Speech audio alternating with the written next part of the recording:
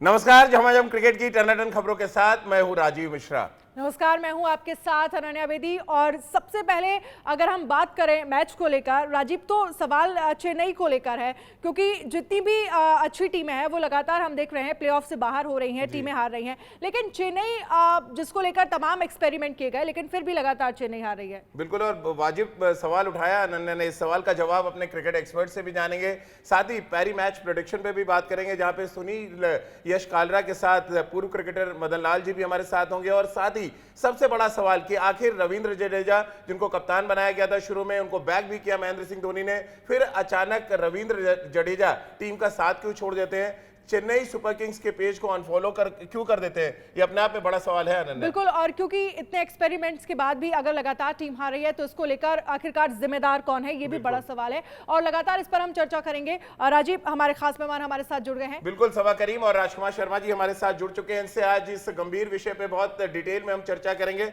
इनसे हम चर्चा शुरू करें। इतने एक्सपेरिमेंट के बाद भी अगर टीम हार रही है तो कहीं ना कहीं अगर एक कप्तान रविंद्र जडेजा इस बार थे, हालांकि उनको ये कहा गया था कि 1 साल पहले ही बता दिया गया था, लेकिन उनके लिए कहीं ना कहीं शॉकिंग था, वो इतने तैयार नहीं थे कैप्टनसी के लिए। बिल्कुल, तो चलिए सवाल अब ले लेते हैं। हमारे साथ इस समय रितेंद्र सिंह सोडी, सबा करीम और राजकुमार शर्मा जी जुड़ चुके हैं। रितेंद्र, आप हमेशा बहुत बैक करते हैं चेन्नई सुपर किंग्स को, लेकिन रविंद्र जडेजा का अचानक टीम का साथ छोड़ देना, फिर पेज अनफॉलो कर देना, कड़ी से कड़ी अगर जोड़े, अनन्या भी ये सवाल शो शुरू होने से पूछ रही थी, मैंने कहा अपने क्रिकेट एक्सपर्ट्स के पास चलेंगे और उनसे उनकी राय जानेंगे। आपको लग रहा है अंदर कुछ ना कुछ गड़बड़ चल रही है चेन्नई सुपर किंग्स में? देखिए राजीव, हम सब जानते हैं, ये तो जग जाहिर है कि चेन्नई जो एक्सपेक्टेशंस उनसे थी उस पर खरी नहीं उतरी है। देवर क्रॉपर्स, बहुत खराब परफॉर्मेंस रही है और ये टीम टॉप पे आने के लिए जानी जाती है, और जब ऐसा होता है तो बहुत चीजें खुलती हैं। देखिए, आप जब जीत रहे हैं एवरीथिंग सीम्स सो वेल, लेकिन जब आप हारते हैं तो छोटी सी बात, बड़ी बात वो बाहर आती है। और रविंद्र जडेजा, पिछली बार सुरेश रैना का एपिसोड हुआ जहां पे कहीं ना कहीं it was bad taste for everybody, लेकिन यहाँ पे रविंद्र जडेजा ने जैसे पेज को अनफॉलो कर दिया है चेन्नई के, ये बहुत कुछ बयान करता है। तो जी हाँ, everything doesn't seam well for Chennai super king at the moment. लेकिन इसी से जुड़ा मेरा एक सवाल राजकुमार सर से है। सर, कैसे देखते हैं आप, पहले तो अचानक से रविंद्र जडेजा को कैप्टन बना दिया जाता है, हालांकि कहा जाता है कि 1 साल पहले ही उनको इन्फॉर्म कर दिया गया था, और अगर कैप्टन बना भी दिया जाता उसके बाद फिर से महेंद्र सिंह धोनी को कप्तानी दे दी जाती है। तो अगर आपने ये एक्सपेरिमेंट किया था तो थोड़े समय इसको चलना चाहिए था, एटलीस्ट एक पर्टिकुलर कप्तान को थोड़ा टाइम मिलता।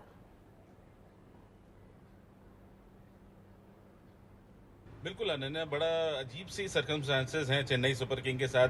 वो पहले कहते हैं कि 1 साल पहले बता दिया गया था, लेकिन लास्ट मिनट पे जब आईपीएल स्टार्ट होने लगता है तब महेंद्र सिंह धोनी कहते हैं कि मैं कप्तानी नहीं कर रहा हूं और रविंद्र जडेजा कप्तानी करेंगे, और बीच में उनसे कप्तानी ले ली जाती है। तो कहीं ना कहीं कुछ परेशानियां तो हैं, कुछ ना कोई टीम में या टीम मैनेजमेंट में रिफ्ट जरूर हुआ है, जिस वजह से इतना बड़ा खिलाड़ी अगर अपनी फ्रेंचाइजी के पेज को अनफॉलो कर रहा है तो ये एक मतलब उनका गुस्सा नजर आ रहा है इस बात से। और कहीं ना कहीं बात भी है कि आप पहले उनको कप्तान बनाते हैं और उसके बाद उनसे कप्तानी ले लेते हैं, और अब हवाला दिया जा रहा है कि वो शायद फिट नहीं है, तो शायद चीजें बहुत अच्छी नहीं है वहां पर इस समय। क्या, लेकिन रीजन क्या है सबा भाई? चेन्नई सुपर किंग्स एक मात्र ऐसी टीम है जहां पर अपने क्रिकेटर्स को बहुत ज्यादा बैकअप दिया जाता है, लेकिन सडनली किसी क्रिकेटर का अगर कद बड़ा हो रहा हो, वो चाहे सुरेश रैना की हम बात कर ले, मिस्टर आईपीएल थे, अचानक दुबई में एक बड़ा विवाद हुआ, उसके बाद उनको बाहर का रास्ता दिखा दिया गया। अब हालात ये है कि किसी भी फ्रेंचाइज ने उनको लेने की हिम्मत नहीं दिखाई। अब रविंद्र जडेजा के साथ कुछ वैसे ही एपिसोड हो रहा है, उनको उनकी कप्तानी जाती है, फिर सडनली वो अनफॉलो कर देते हैं, और अब ये कह के बताया जा रहा है कि वो इंजर्ड है।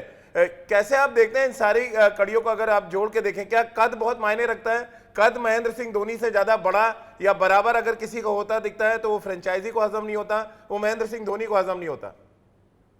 देखिए राजीव, ये आइडियल सिचुएशन तो नहीं है, पर आपको याद होगा कि पिछले साल जो सुरेश रैना के साथ हुआ था उसके बावजूद सीएसके एक चैंपियन बनकर उभरी थी।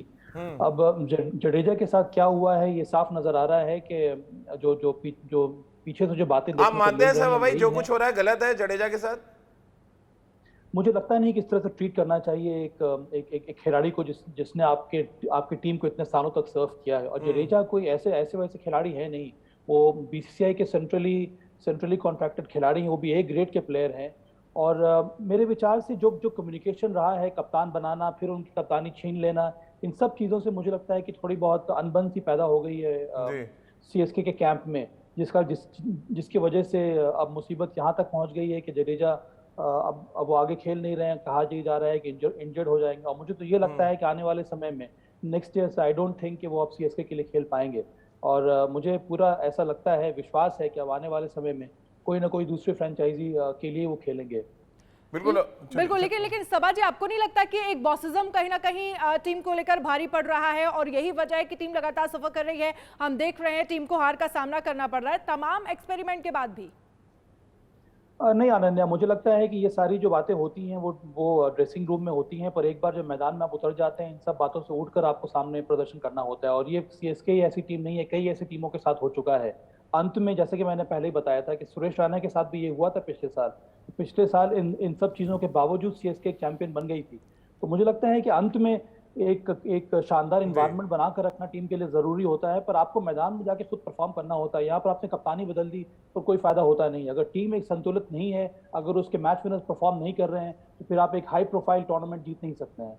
बिल्कुल, और वाकई इसमें कोई शक नहीं कि चेन्नई सुपर किंग पूरे सीजन स्ट्रगल कर रही थी।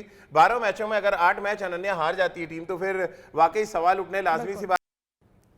तो आप रोहित शर्मा को सुना आपने, महेंद्र सिंह धोनी को भी सुना आपने, अलग अलग तरीके से वो अपनी अपनी टीमों को डिफेंड करते नजर आए। रितेंद्र, अब सिर्फ मामला या चेन्नई सुपर किंग्स नहीं है, यहाँ पर मुंबई के लिए भी उतनी ही परेशानी है। उनकी भी टीम मैनेजमेंट लगातार प्रेशर बना रही थी, और रोहित शर्मा गाहे बगाहे चर्चा भी कर रहे थे। क्या दो बड़ी टीमें बड़ी फ्रेंचाइजी होने का शिकार बनी है? दो कप्तान उसमें पिसते हुए नजर आ रहे हैं। क्या रीजन आप देख रहे हैं? दो बड़ी टीमों को आप टूर्नामेंट से बाहर हो गए, ये बात तो बिल्कुल साफ हो चुकी है।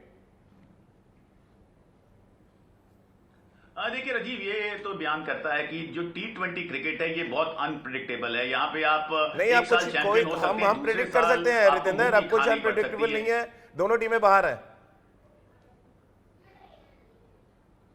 देखिए दोनों टीमें बाहर हैं राजीव, हम सब जानते हैं, लेकिन इसका कारण यही है, मुझे लगता है ये टीमें कॉम्प्लेसेंट थी। इनको लग रहा था शायद गुजरात लखनऊ है, नई टीमें हैं, उनको समय लगेगा, हम तो अपना रास्ता आराम से प्लेऑफ में बना लेंगे।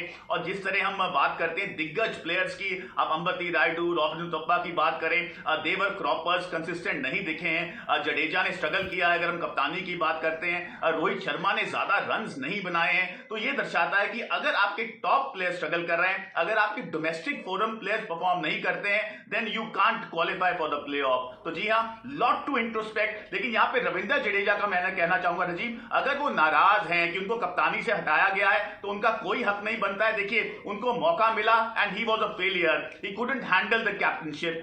तो जी हां, मुझे लगता है उनको ज्यादा सोचने की जरूरत है, ना कि चेन्नई को।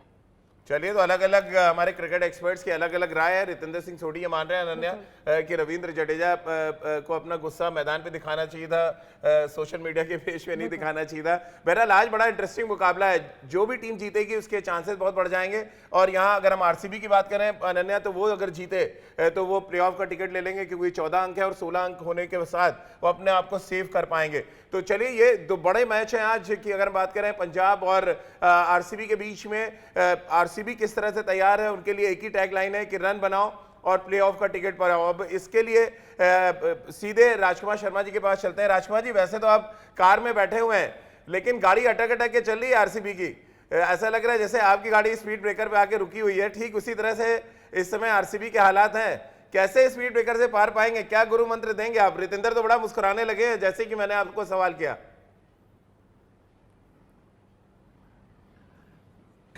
नहीं, देखिए इसमें कोई डाउट नहीं है राजीव, आपने बिल्कुल ठीक कहा। बहुत इनकंसिस्टेंट रहा है परफॉर्मेंस आरसीबी का। एट टाइम्स ऐसा लगा है कि ये जीत सकती है आईपीएल, इतने अच्छे खेलते हैं, और एट टाइम्स वो ऐसा मैच हार जाते हैं जहां से एक्सपेक्ट नहीं किया जाता उनसे। बहुत ज़्यादा डिपेंडेंसी उनकी है अपने 2-3 स्टार प्लेयर्स पर, विराट कोहली पर, जो कि अनफॉर्चुनेटली बहुत अच्छा परफॉर्म नहीं कर पाए हैं इस आईपीएल में, और उनके रन्स ड्यू हैं, और वो मुझे लगता है कि शायद राइट टाइम पर पीक करेंगे। और साथ साथ मैक्सवेल, उनके भी बहुत ज़्यादा अच्छा परफॉर्मेंस नहीं आया। फाफ ने भी 1-2 इनिंग्स ही अच्छी खेली हैं। तो इन स्टार्स को जिम्मेदारी लेनी होगी। अगर आईपीएल के क्वालिफायर में आरसीबी को जाना है और मुझे पूरी आशा है कि ये इतने बड़े खिलाड़ी हैं कि ये बड़े ओकेजन पे जरूर अच्छा प्रदर्शन करेंगे। बिल्कुल, इसी पर रितिंदर से मैं सवाल लेती हूँ। रितिंदर, आप कैसे देखते हैं, पंजाब को आप सपोर्ट करते रहे हैं, पंजाब और आरसीबी का आज मैच है, क्या एडवाइस करेंगे और क्या प्रिडिक्ट कर रहे हैं आप?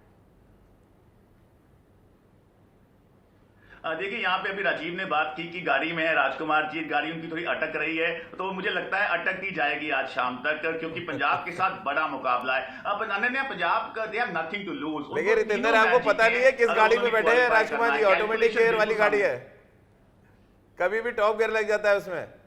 अरे ऑटोमेटिक गियर पे तो ये बहुत राजीव, ऑटोमेटिक गियर पे तो बहुत साल से बैठे हैं, लेकिन आरसीबी हर साल स्ट्रगल करती है और अभी तो खुद बॉम्बे जाके आए हैं, प्रोत्साहन बढ़ा के आए हैं आरसीबी का, खास फर्क नहीं पड़ा है। और मुझे आज ऐसा लग रहा है एडवांटेज पंजाब के साथ है। शिखर धवन का अगर बल्ला बोलता है तो प्रेशर आरसीबी पे है। 30 सेकंड में सभा भाई आपसे जानना चाहेंगे, बैटिंग ऑर्डर लगातार बदल रहे हैं विराट कोहली, कभी ओपन कभी नंबर 3, आइडियली बहुत बड़ा मैच है आज, कहां खेलते हुए देखना चाहते हैं आप?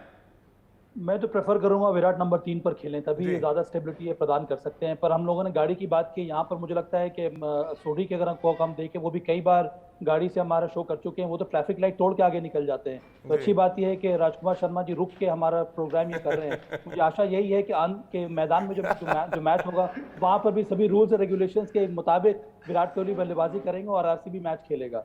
बिल्कुल, चलिए, आप सभी खास मेहमानों को हमारे साथ चर्चा में जुड़ने के लिए बहुत बहुत शुक्रिया। और चलिए, अब वक्त हो चला है पैरी मैच प्रेडिक्शन सेगमेंट का, जिसके लिए अब हम चलेंगे हमारे सहयोगी सुनील यशकाला के पास और राजीव हमें बताएंगे कि आज कौन प्रिडिक्ट करने वाला है। बिल्कुल, और हमेशा की तरह पैरी मैच प्रेडिक्शन में हमारे गेस्ट बदलते रहते हैं। आज बेहद खास मेहमान हमारे साथ हैं, पूर्व भारतीय क्रिकेटर मदन लाल जी, जो 1983 वर्ल्ड कप के जीत के हीरो थे, वो आपके सवालों के जवाब देंगे। लेकिन इसके साथ ही आपके जो भी सवाल हैं वो आप @IndiaNews_RTV पर ट्वीट कर सकते हैं। झमाझम क्रिकेट की टनाटन खबरों में फिलहाल इतना ही।